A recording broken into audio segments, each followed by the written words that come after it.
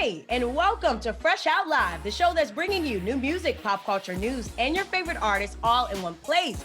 I'm your girl, Jamila Mustafa, and as always, we have a great show in store for you. Kevin Kinney caught up with our girl, Madison Beer, to talk about her new album and even played a game of Fresh and Fast. Trust me, you don't want to miss it. But first, let's get caught up on some music news that dropped this week. Billie Eilish hosted a live stream premiere event for her new doc where she performed stripped-down versions of her songs. You guys can watch The World's a Little Blurry on streaming services and in select theaters. My guy, Jaden Smith, shared a music video for The Photograph, which is another single from his Cool Tape Volume 3 project, which I love so much. Now, Chloe and Halle took a break from heating up the gram to drop their electrifying visuals for their track, Ungodly Hour. Zara Larsson put a positive spin on heartbreak. I like that. With her track, Look What You've Done, off her upcoming album, Poster Girl.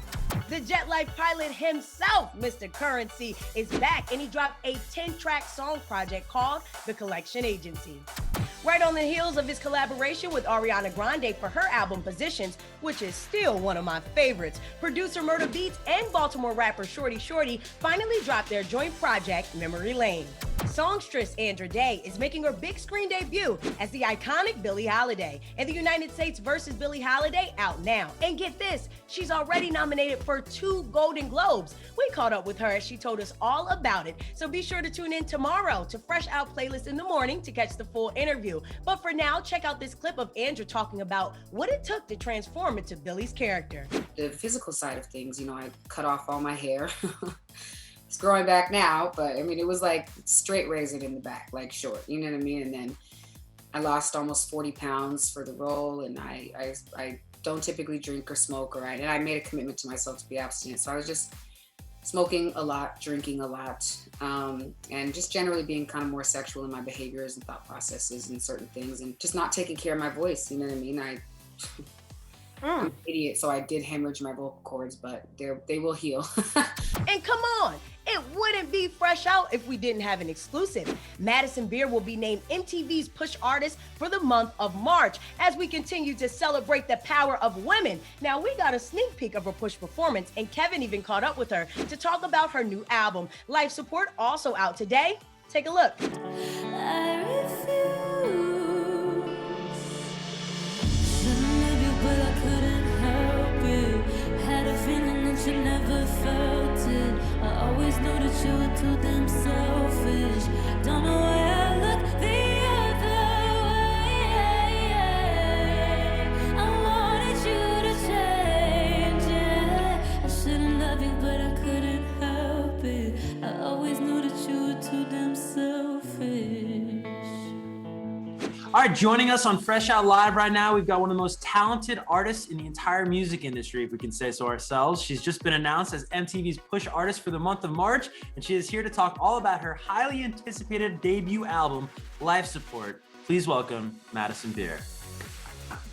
Yeah, that was quite the intro. Thank you. It's been 3 years, a little over 3 years since your first EP, and now the album's finally here. At what point did you start writing the album? We started making it like 2 years ago, but it was a lot of trial and error at the start. It was a lot of like, what's the sound? What's the vibe? What's the essence we're trying to go for?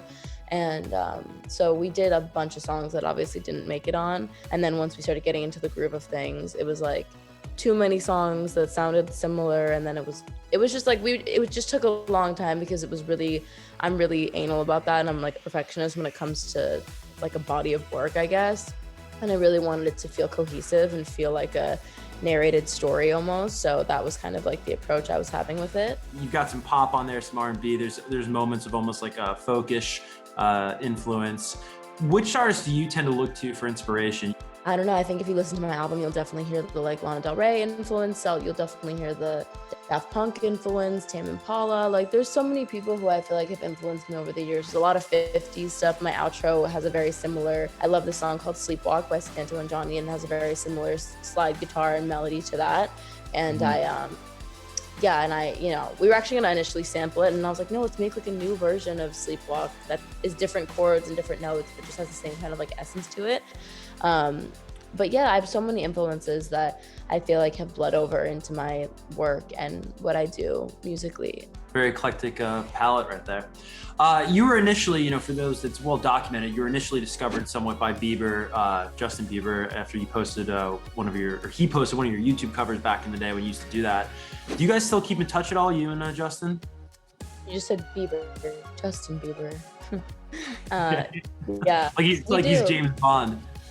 Yeah, we do. Yeah, Justin's amazing. I'm super close with Haley as well, so like I speak to them pretty often. But yeah, Justin definitely gave me my kickstart, and he's been really awesome. And yeah, when I was nothing and no one and little random kid from Long Island, he plucked me out and saw something in me, and that will always mean a lot.